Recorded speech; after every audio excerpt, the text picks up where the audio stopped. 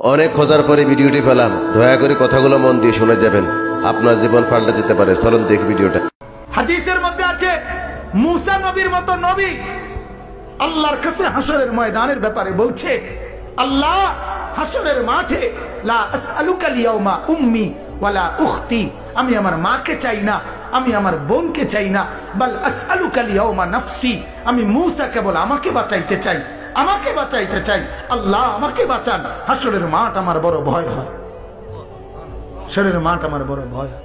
আল্লাহর নবী সাল্লাল্লাহু আলাইহি সাল্লাম বলেন, ইয়াকুব নবী নিজের চোখে দেখবে ইউসুফ নবী ওনার ছেলে দাঁড়াইয়া আছে সামনে, এটা সেই ইউসুফ যার জন্য দুনিয়ায় কানতে কানতে চোখ সাদা বানায় লাইছে। সেদিন হাসরের ময়দানে নবী বলেন, একবারের জন্য ইয়াকুব নবী বলবে না যে আল্লাহ আমার ছেলেটার কি হবে। ইয়াকুব নবী বলবে, ইয়া রাব্বি নাফসি নাফসি, আল্লাহ আমাকে বাঁচান, আমাকে বাঁচান। ওরটা ও বুঝবে, আমারটা আমি বুঝতেছি। এটারে হাসরের মাঠ বলে। বাজার এই মুসলমান, আল্লাহর নবী সাল্লাল্লাহু আলাইহি ওয়াসাল্লাম হাসরের ময়দানের ব্যাপারে এতটা নবীজি নিজেও চিন্তা করতেন।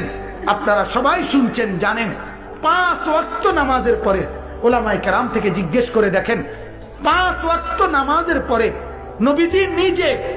নবীজি নিজে যার হাসরের আখিরাতের মর্যাদার কোনো সীমা পরিসীমা নাই, সেই নবী 5 ওয়াক্ত নামাজের পরে যে কতগুলো দোয়া করতেন, এর মধ্যে একটা দোয়া, নবীজির একটা দোয়া ছিল এটা, আল্লাহুম্মা হাসিবিনি হিসাবান ইয়াসীরা, আল্লাহ এই বন্ধু আমি আপনার, আমারও বড় ভয় লাগে, আমার হিসাবটা সহজ করে দিয়েন। নবীজি বলছেন এই কথা। অথচ নবীকে আল্লাহ বলছে, ওয়ালাল আখিরাতু খায়রুল লাকা মিনাল উলা, বন্ধু দুনিয়াতে আপনাকে যা দিলাম, আখিরাতে যা দেব, এই দুনিয়ার গুলোর চাইতে ওইগুলো অনেক বেশি উত্তম, অনেক বেশি দামি। এরপরও নবী বলে, আল্লাহ আমার ভয় হয় আমার হিসাব যেন সহজ হয়। অথচ আখিরাতে ওনার মর্যাদার কোনো সীমা পরিসীমা নাই। আল্লাহ তাআলা হাদিসে কুদসিতে বলছে, বন্ধু হাসরের মাঠ আমি আপনার মাঝে আর আমার মাঝে ভাগ করে নেব। কাসামতুল কিয়ামাতা বাইনি ওয়া বাইনাক, আমার মাঝে আর আপনার মাঝে কিয়ামতের দিনটাকে আমি ভাগ করব। আনা মালিকু ইয়াউমিদ্দিন আনতা সাহিবু ইয়াউমিদ্দিন, আমি হব কিয়ামতের দিনের মালিক, আপনি হবেন কিয়ামতের দিনের বাদশা। আপনি বলবেন আমি শুনবো, আপনি সুপারিশ করবেন আমি গ্রহণ করব, আপনি চাইবেন আমি দিতে থাকব। আপনার হাতে আমার ইজ্জতের পতাকা দেব, আপনার জন্য আমার আরশের নিচে মাকামে মাহমুদের আলাদা জায়গা দেব, আপনার জন্য জান্নাতের দরজা প্রথম খোলার উদ্বোধনের অধিকার আপনাকে দেব। এত মর্যাদার পরেও নবী বলতেন, আল্লাহ তবুও ভয় হয়, হিসাবটা সহজ করে। আপনি কেডা, আমি কে?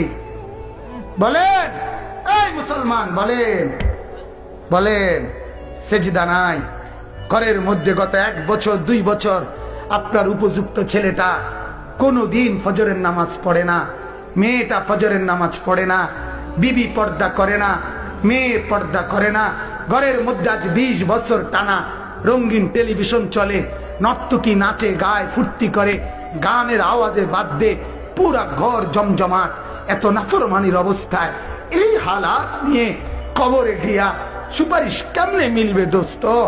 আখিরাতে নবীজির সামনে দাঁড়াবেন কিভাবে? আল্লাহর নবী তো বলবে, উম্মত এভাবে বেজ্জতি করলি কেন? 23 বছরে তোর আমার তায়েফের রক্তের কথা মনে নাই? আমার দান শহীদের কথা মনে নাই?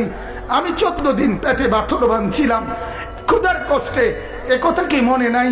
আমি 3 মাস চুলায় আগুন জ্বলে নাই, একথা কি উম্মত মনে নাই?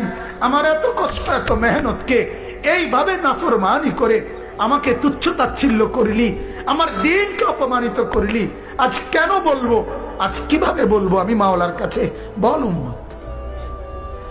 কোরআনুল কারীমের সূরা নিসার মধ্যে আছে, ওয়াজিনা বিকা আলা হাউলা শাহীদা, আল্লাহ নবীকে বলছে, বন্ধু হাসরের দিন আমি আপনার হাতে আপনার উম্মতের আমলনামা তুলে দেব, আপনি পড়বেন, আপনি শোনাবেন, আপনি হিসাব করবেন, আপনি বলবেন, এরপরে আমি ফয়সালা দেব, আপনি সায়া কইবেন। তাফসীরে আল্লাহর কসম এই কথা স্পষ্ট আছে। হযরত আব্দুল্লাহ ইবনে মাসউদ বলে, যেদিন নবীর সামনে এই আয়াত, এই ওয়াজিনা বিকা আলা হাউলা শাহীদা সূরা নিসার এই আয়াত যেদিন পড়লাম সেদিন হযরত আব্দুল্লাহ বলে নবীজি অজরে চোখের পানি ফেলে কাঁদছে আর কথা বলছে, উম্মত যদি পৃষ্ঠার পর পৃষ্ঠা গুনাহ আর নাফরমানি দেখি আমি মাওলার সামনে পড়বো কেমনে, শোনাবো কেমনে, আল্লাহর কাছে বলবো কেমনে? এত বেইজ্জতি করলে উম্মত আমি হাসরে মুখ দেখাবো কেমনে? ভিডিওটা ভালো লাগলে আল্লাহ আমাদেরকে লাইক বোঝার শেয়ার তৌফিক করে দান করুন। কিছু করে